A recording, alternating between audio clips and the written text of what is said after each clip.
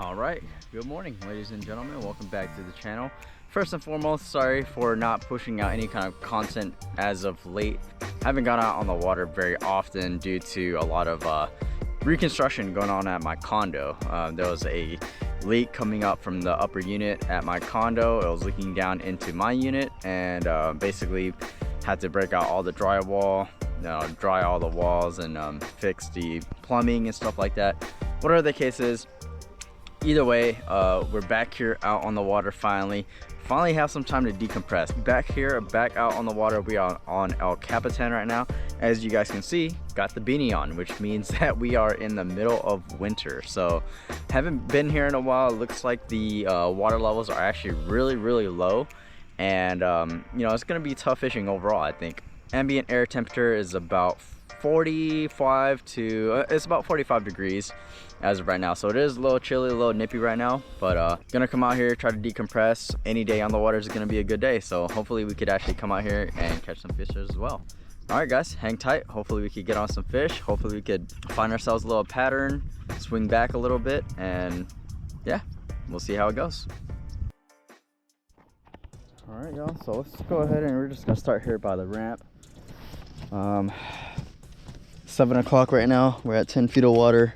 Let's see if there's I don't know if there's gonna be a top water bite, but we'll see here. Nothing wrong with trying this like little cove here right next to the ramp, not going too far, just to kind of see if we could dish out a pattern or something right now.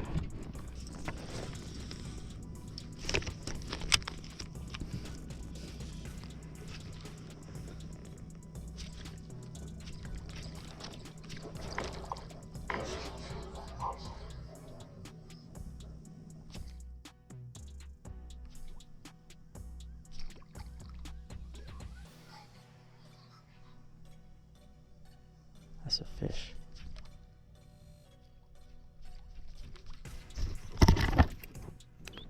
That's a fish. I just tried to get it twice. That was a freaking fish. He tried to bite it twice. So a fish tried to bite twice. So tells me that they're not completely shut off.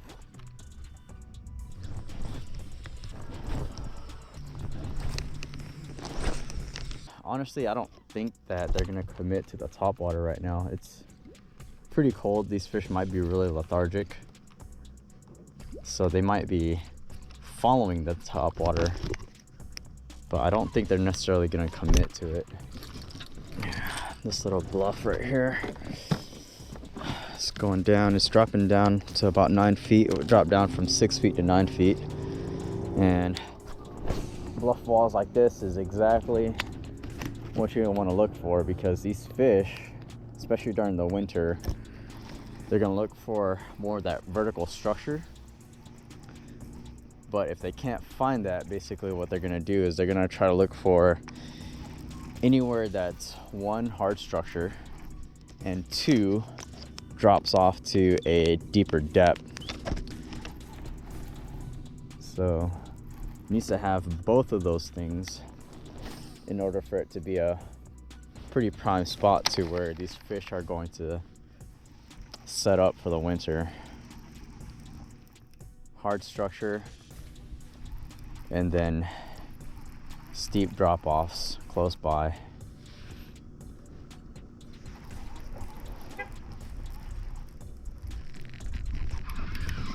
There's a fish right there.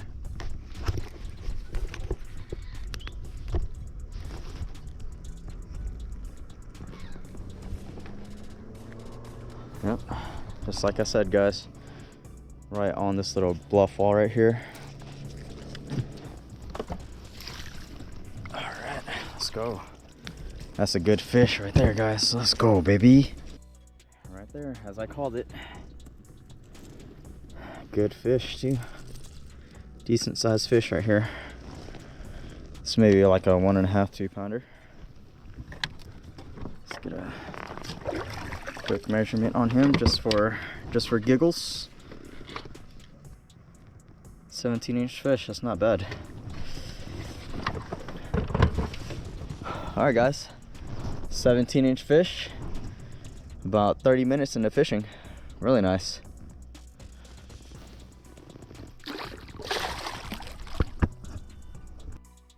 All right, and right as I was seeing that fish bit right there, and honestly, I'm kind of glad that I had more of a parabolic rod. So again, we're using our Phenix X10. This is this is Phenix's crankbait line, and 7 foot, medium heavy, very, very parabolic for sure. You can actually see how whippy it is, but that's the kind of action that you need out of your rod if you are using any kind of like treble hooked baits, just because you want more of that parabolic bend to keep the fish pinned. If you use a rod that's too fast towards the tip, it'll actually rip the bait out because there's so much tension when you're fighting that fish. When you're using more of a parabolic rod, it has a little bit more give, so that fish can stay pinned while also keeping pressure on the fish. Yeah, that was a pretty subtle bite for what that fish was. I mean, I just felt him like load up. He didn't smash it or anything. Just felt the rod load up, and then that was really it.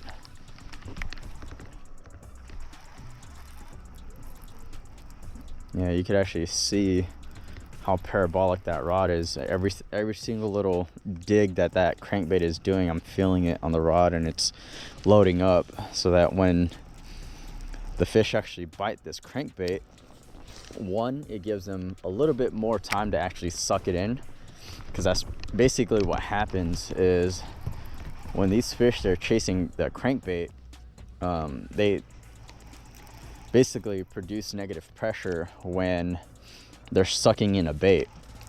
So if you're using a rod that's too fast on the tip, too fast of an action, it'll basically, you'll feel that fish sucking the bait, but then you'll set the hook and theoretically rip that bait away from them. So with more of a parabolic, more forgiving action, basically what happens is that when you feel that fish sucking the bait, the delayed response, because of how parabolic and how forgiving that rod tip is, gives the fish a little bit more time to actually get it in their mouths before you set the hook. So definitely one of the things to keep in mind when you are choosing a rod for a specific technique. Make sure that you are pairing it to the right technique that you are fishing.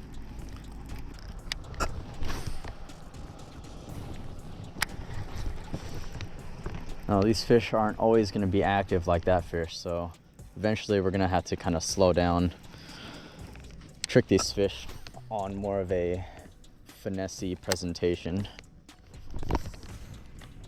Whew, it is cold. Little chilly, guys, little chilly.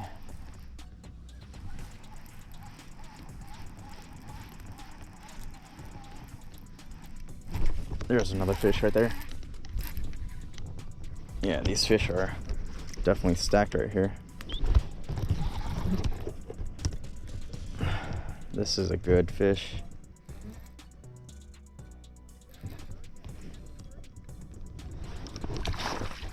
This is a good fish right here.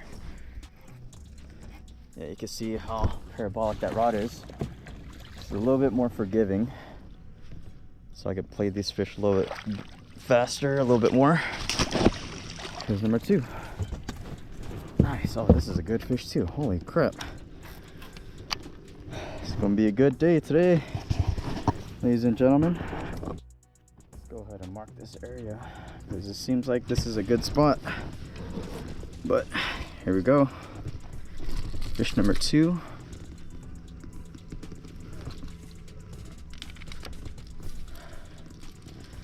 All right, another good fish, guys. Another good fish. This one is actually bigger than the other one, it seems like. See, he has a little bit of grass on his stomach here. Let's see how much this guy is. I'll say this is probably like another 17 or maybe even an 18. Let's see. 17 and a half. Yeah, he's a 17 and a half. All right, guys. 17 and a half. Nice, decent fish. Maybe about a 2-pounder, I'd say. All right, buddy, get out of here. All right, y'all. So that's number 2. It's 2:27 right now, so just about 10 minutes after we caught that first one. One of the things as well is, especially winter fishing, is when you find one or you find a few, or where you find one, you'll most likely find a few more, because these fish like to stack up in little stretches. So we marked this area just to be able to come back to it. But I mean, literally, it's you know, it's not even that much of a secret, really. It's right next to the ramp. So I mean, honestly, we could be catching some release fish from like a previous tournament or something.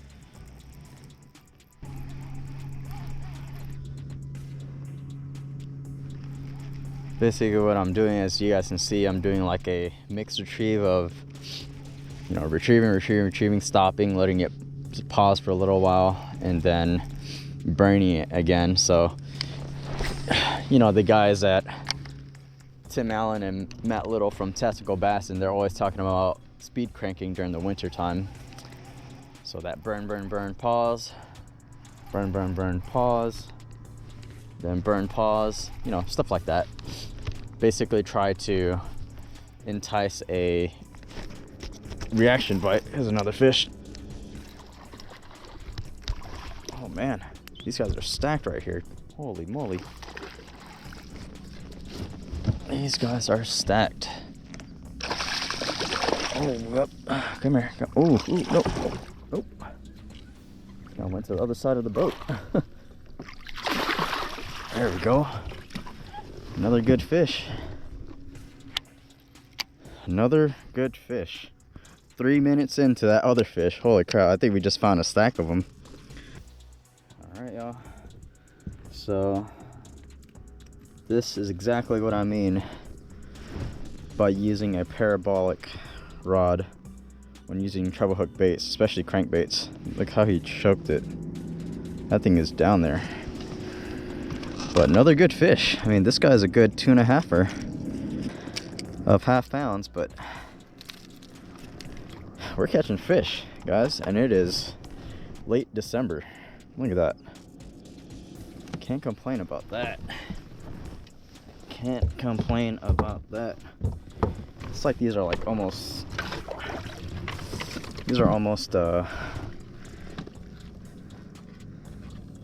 clones. Seems like they've all been around this width and around this length. I wonder if this is the same bass. No, I was kidding. Definitely not the same bass, but yeah, this one is 18. No, let's see. Yeah, this one's at 18. 17 3/4. 17 3/4. Same little stretch. Well, within like not even 15 yards. 15-yard stretch. Fish number 3.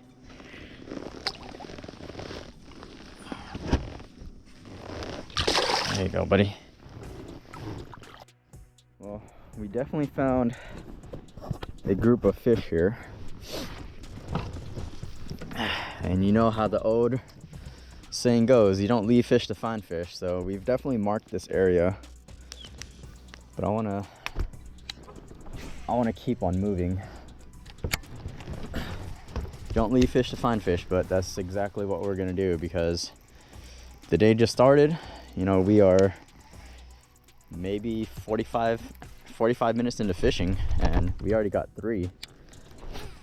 So we got to continue trying to find spots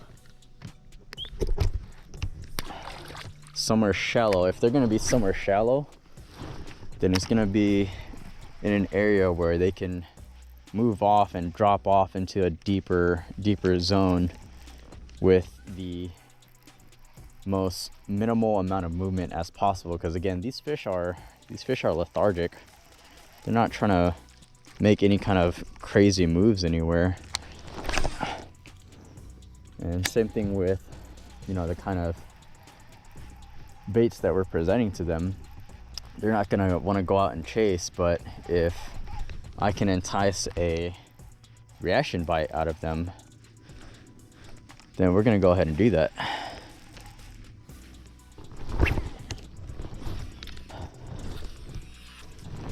Maybe see if there's any fish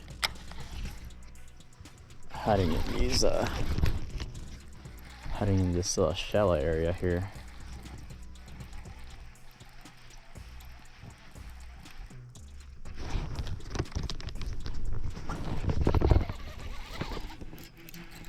There was. Well, ooh. Yep.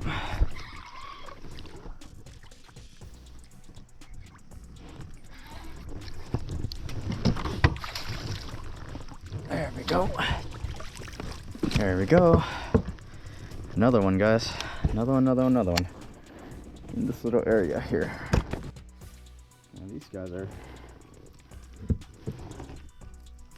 for how lethargic I'm saying that these guys should be, they're very acrobatic for sure. Alright, another nice fish. This is the smallest one of the ones that I've caught so far, but no complaints. We are catching fish. We've been fishing for a little over an hour and this is number 4. So definitely a good day so far.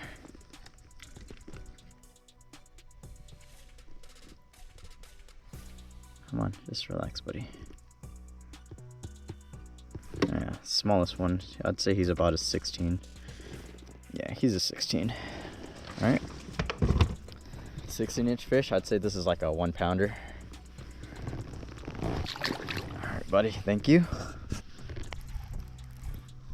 All right, so that bite just died a little bit, so instead of trying to fish every spot, we're just gonna go ahead and try to find the more higher percentage areas. Rock structure with a steep drop off, and I'd say about 8 feet is where they were at. Yeah, this whole entire area right here used to be underwater, so it's kind of surprising to see that all of this used to be underwater all the way up there basically, so it's kind of surprising to see that this is all above the water.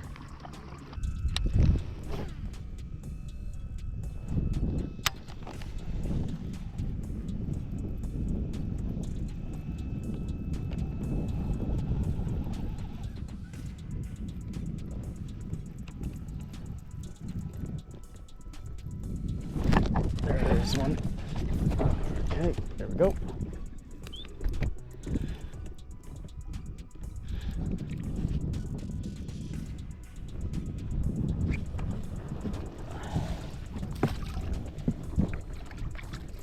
All right, let's go, baby. Let's go. There's one right here. Right where he was supposed to be. Okay, so that was about an hour of not getting bit, and then this guy finally comes up and wants to bite. Get the hook out, get this guy back in the water. Okay.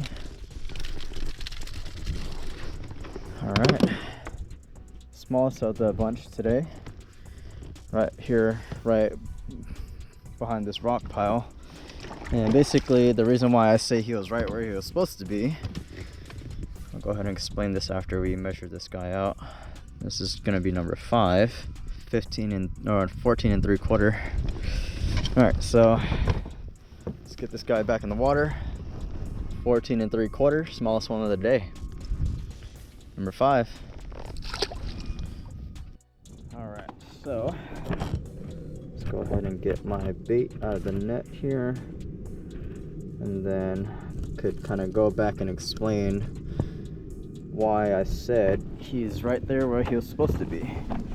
So basically we have a lot of things that's kind of going in our way, and it's coming to our advantage basically. So we have the wind that's pushing towards us, so basically what happens is that pushes a lot of the bait fish into, you know, consolidated areas. And since this is a rock point, a lot of that bait fish can actually get pushed in here, and a lot of these fish would actually sit here and kind of stage and ambush any of the bait fish that are getting pushed in from the wind. So basically protected waters. This is, not only is it a rock pile where they can actually relate to, but also a perfect ambush point for any kind of bait fish that are getting pushed in here. So at least that's what I think. Not an expert by any means, but basically what makes the most sense to me.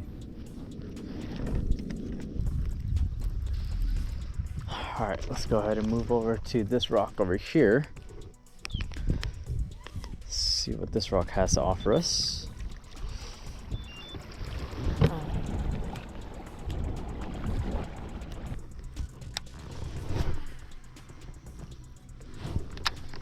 I don't even know where I casted.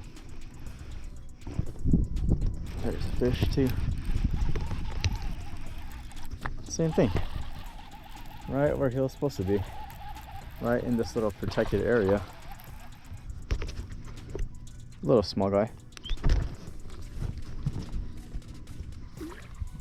Oh, smaller guy. Oh. Yep, a little smaller guy. Again, right where he was supposed to be. Okay, let's see here.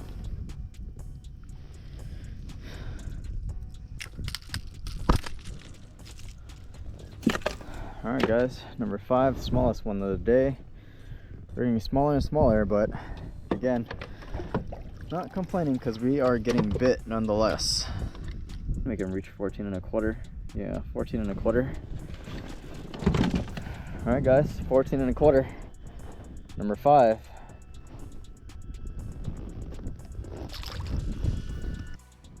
All right. Yeah, again, just going off of where he was supposed to be.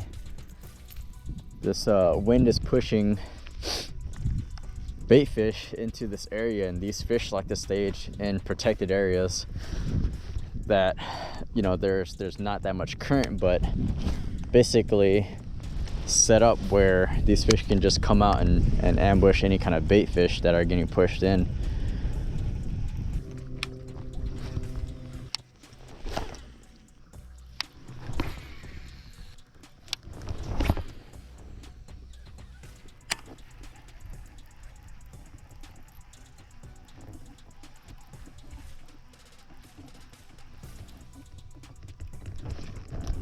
Fish.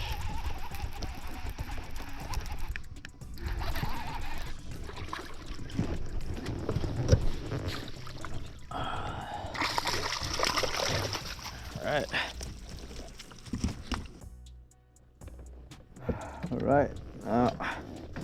Definitely getting smaller as the as we catch them, but there's another one. Definitely getting smaller as we go. I would say this one's like a 13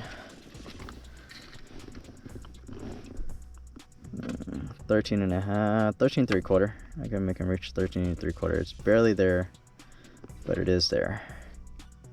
13 3/4, guys. A little smaller guy, but definitely getting bit again. Number 6.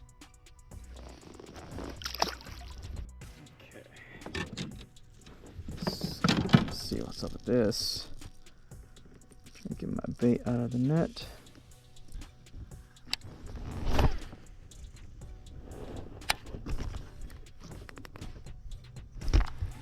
Yeah, like I said, it's one of those. Oh, there's another one.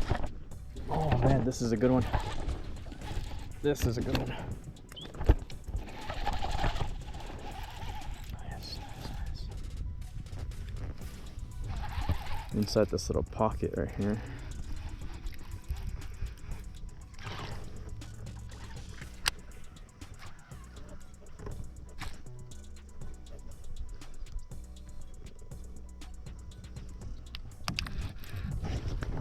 See him flashing.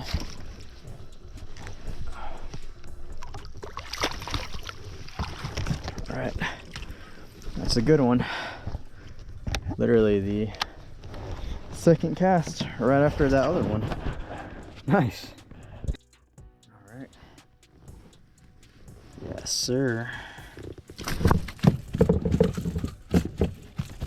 Yes, sir. Yes, sir. Keeping them pinned. Yeah, this Phenix X10 is definitely putting in the work for me. There's the size that we're looking for right here. Decent sizes. Big fish. Ooh, I don't know if you guys can see that, but you guys see the little antenna sticking out there? That is a crawdad that he's eating. If you guys can see that. I don't know if you can, but little crawdad antennas. So he has a crawdad inside his stomach right now. He still wanted to eat this. Well, thank you for wanting to bite, even though you have a crawdad in your tummy right now. Mr. 16 1/4. Let's see. Let's go 16 1/2. I can make him reach 16 1/2. Nice. All right, guys. 16 1/2. 16 3/4. Mr. Crawdad Eater.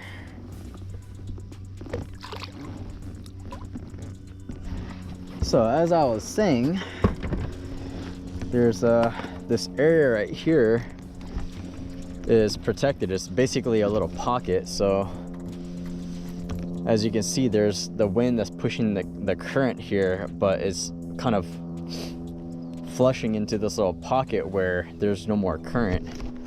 So what these fish like to do, they like to kind of sit in these pockets and wait for any kind of bait fish or any kind of bait to come by and just pick them off. So it's basically just like a conveyor belt of food for them, basically.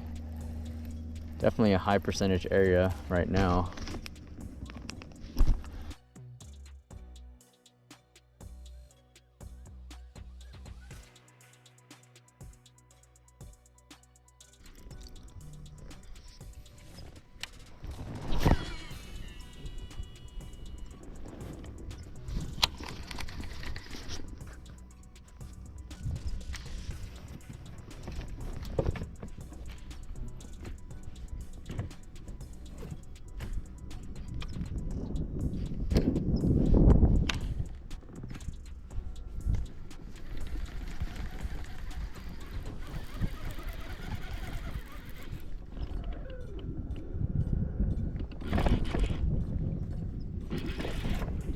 This is a good fish, guys. This is a good fish.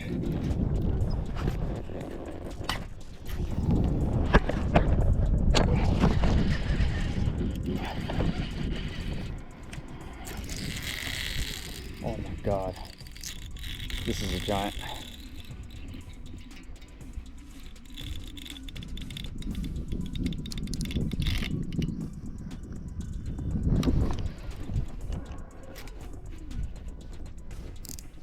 Giant, guys, giant. Don't know what this is, but it's a freaking giant. Might be a big catfish.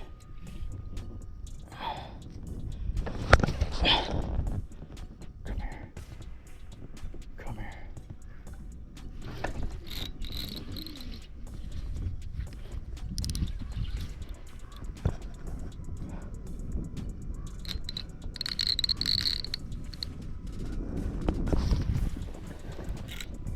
Come here, come here. Come on. I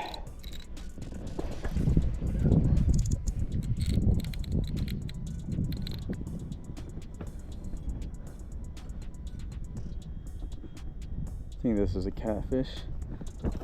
Feels like a catfish. Oh my god, dude.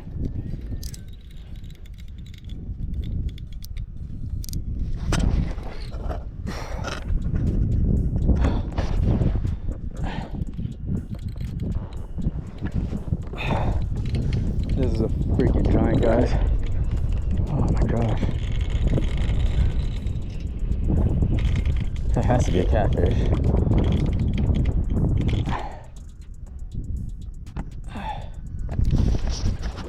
Come on. Come on, you bastard.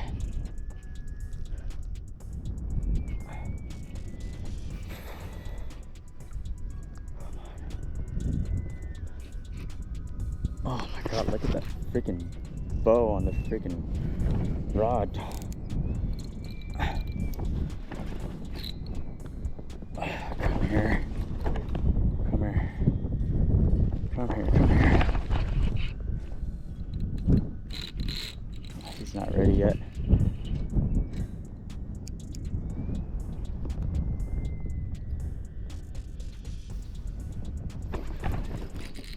Oh, jeez.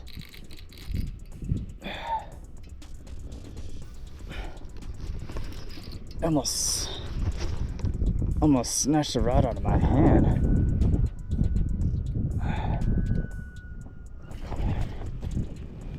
Oh my gosh. Arm is freaking getting tired. Whew.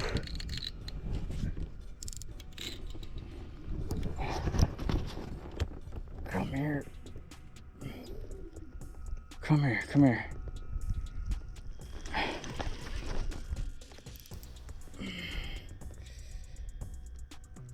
Come on.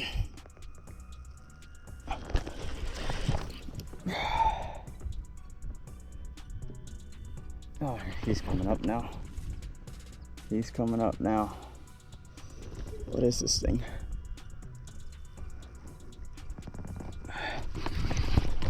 Come here, come here.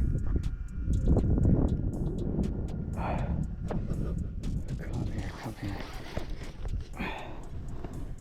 What are you? What are you?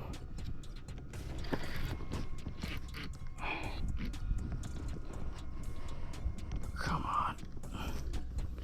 It has to be a huge catfish, guys. Has to be a huge catfish. It's just if it was a bass, I think it would have came up by now. Oh yeah, big catfish, guys, big catfish. Oh, that's why it's a freaking big catfish. Oh my god. Look at that. The freaking line snapped off right as I got him in the boat. Oh my gosh. Oh my god, that was something else. Jeez, dude, look at this freaking huge catfish. God, I foul hooked him. I wonder if he felt so freaking giant.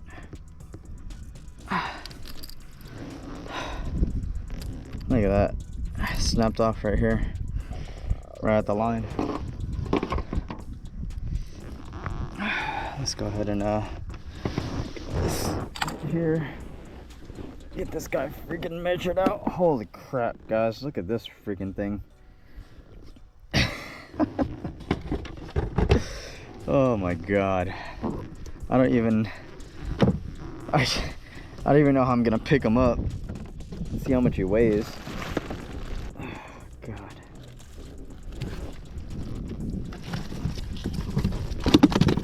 Come on.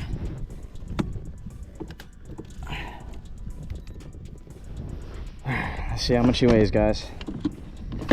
It's in kilograms. It's in pounds. Let's see.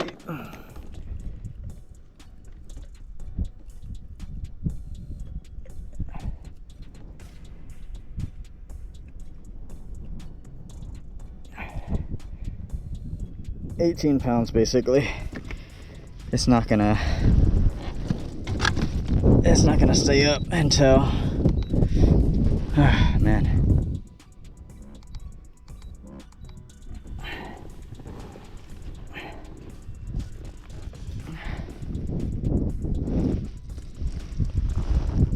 Look at this guy.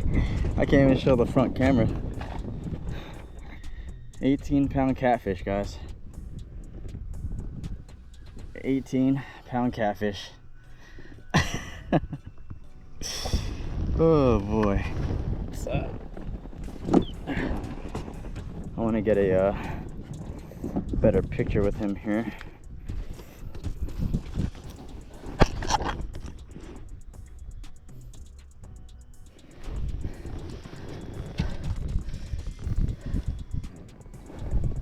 Let's put this guy away.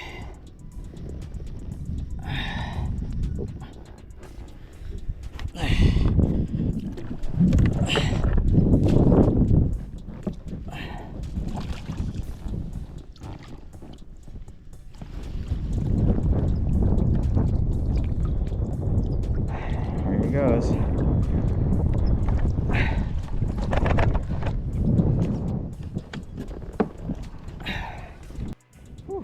All right. Yeah, I kind of figured that was a catfish.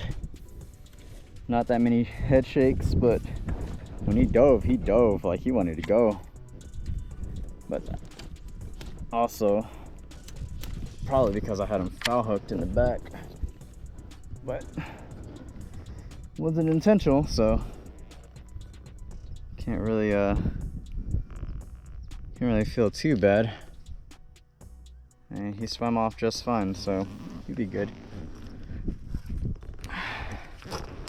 Yeah, if you guys ever wanted to catch some monster freaking catfish, Hellcap is the way to go.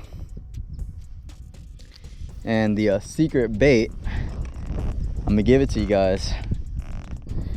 So if you guys ever wanted to catch some monsters, coming out here to Hellcap and fish for bass. Pretty sure you'll hook up on one eventually. All right, ladies and gentlemen, I think that's gonna be it for today's video. Pretty good day out here on the water, to be honest. We actually started off really well in the morning. We caught our limit within like the first 2 hours, if I remember correctly, and we were able to catch a little bit more after that too. So definitely a good day. To top it all off, we caught that big old catfish, that 18-pound catfish on the Lipless crankbait. Definitely a buzzer beater, because right as I scooped it up, that line broke off. So yeah, guys, that's gonna do it for today's video. I hope you guys enjoyed as much as I did. May the new year bring us tight lines and good vibes. As always, thank you guys for liking, subscribing, joining me for my adventures on the water, and I'll see you guys in the next one.